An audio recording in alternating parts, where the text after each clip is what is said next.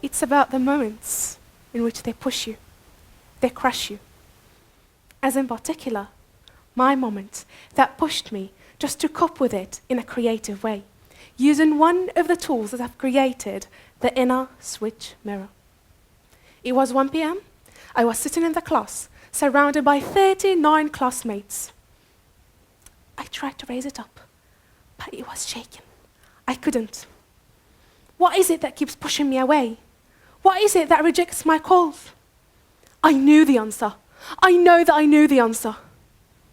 I tried to raise it up again, but it didn't work.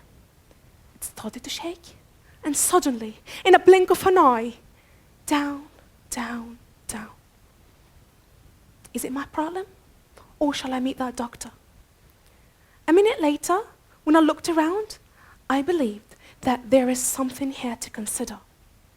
I tried hard not to let my mind break, but oh my Lord, again it didn't work. I started to reject, saying no, but my inner entity did not really allow me to achieve my goal. Nothing around again, black all around me. Slowly but surely, minutes have passed. Black, black, black. Nothing was obvious, except for one thing, my finger. It was up there, dancing as a roll without stopping. I stood for a second and just said, what shall I do? What's going to happen here?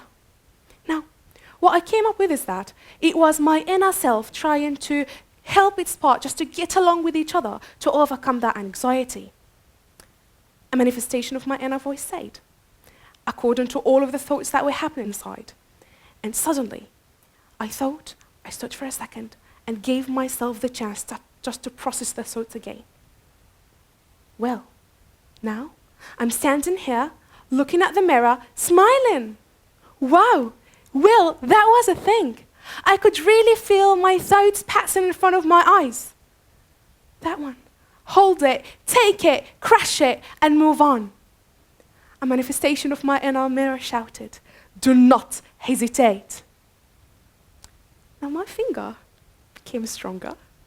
It even looked more energetic and in a harmonious synchrony with all the other fingers participating with my whole body. They went to break the ice. It was at a time of my life in which, as a 15-year-old girl, I had to go through one of the toughest, darkest experiences in which my peaceful mind was occupied by the toxic societal pursuit of higher positions, stepping on other people along the way. Simply, I believed that the masks others put on truly reflected who they were as people, but little did my gullible younger self know. Behind these masks lay ferocious creatures that fed on other people's fears. It was a day like every other. I was scrolling through my feed when a comment caught me by surprise. It really shocked me, and in a split of a second, my world turned upside down. That little gullible spirit was no more. Someone I regarded to as a friend of mine wrote harsh words bashing one of the dearest people to my heart. My father, who was sitting there. Now, my father was running for elections. And what made the journey the hardest is that my father came up with a new flow that supports the freedom of choice without considering the social background or social relationships or even any kind of family relations. What he believed in is that anybody can vote for the person who they think basically fits the place and has the needed requirements to do the job as good as possible. Now, to make things clear, according to some societal beliefs, people should not do such a thing. They should follow the man who belongs to their family. And simply, having that change and having other decisions just lead this person to suffer from several aspects. Now, we're focusing about the social ones. For that, my father's change caused a huge mess. He made success, but still, he did not really go with the flow. And therefore, a long journey of suffering has started. Now, as a girl who wasn't really aware to such a fate, I could not really realize the world happening around. All I thought about was just imagining my father standing there, winning an election, saying, "Yay, I won!" But suddenly, I started to become part of the suffering process too, since basically my friends and even some members of my family and my teachers and my classmates did not really support my father's beliefs. And now, back to that comment. A sinking feeling of realization consumed me. I started to ask questions just to get my, shock list sharp, to get some clarity. I received some answers. What are they? Smiles all over the place. Say something, I'm talking to you. All of that was followed by, go to sleep, my dear, never mind.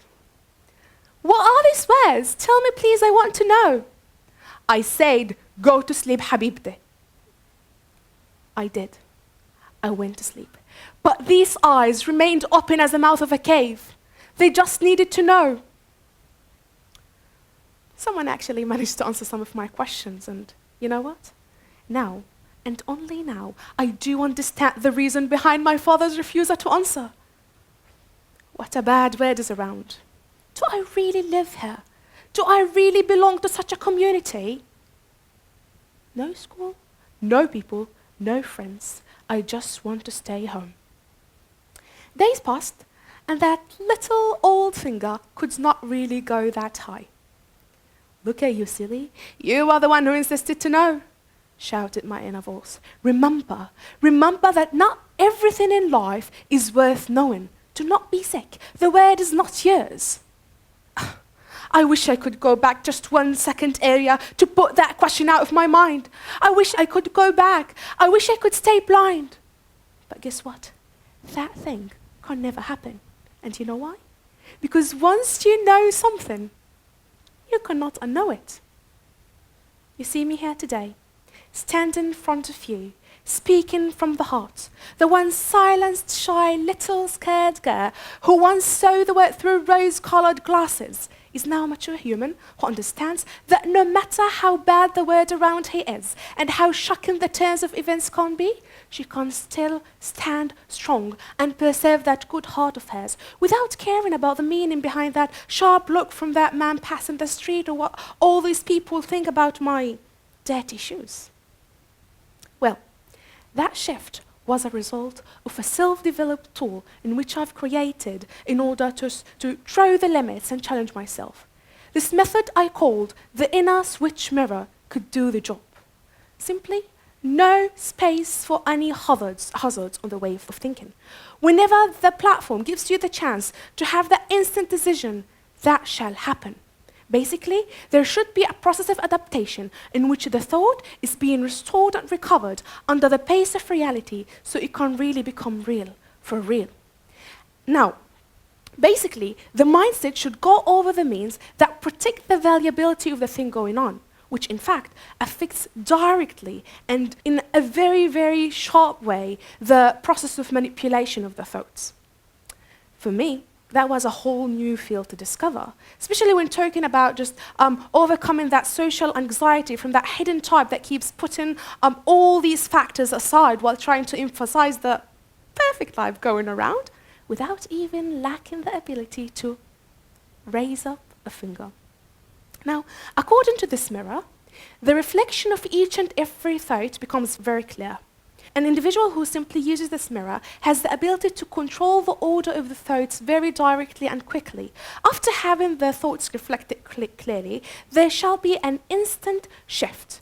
Now, in other words, you see all of these thoughts that put you in a state of rejection just because simply you don't feel that you're comfortable, or maybe these are sort of far away from the comfort zone. Just do it. Do not overthink it. Don't think about them. Do not reject them. Take them, adopt them, and go on. How does that happen? Again, do not give it a thought. Just do it. You see that decision that will let you feel just shaken? No. Do not think about it. So, moving around in class again and putting my fingers on the problem with the literal meaning took a different shape. And now, hey, sweetie, you can finally raise up your finger up there.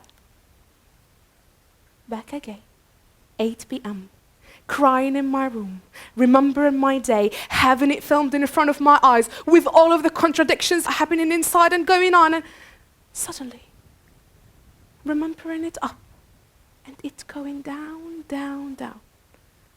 And oh my Lord, a voice shouting, switch, switch.